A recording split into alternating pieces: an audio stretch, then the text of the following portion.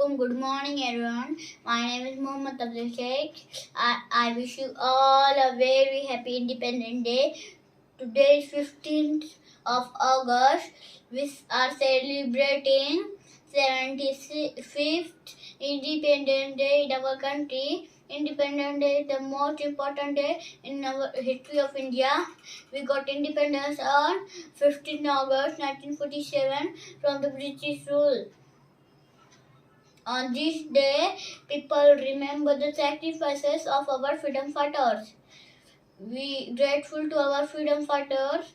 I love my country very much and I am proud to be an Indian. जय हिंद जय भारत घर घर पे तिरंगा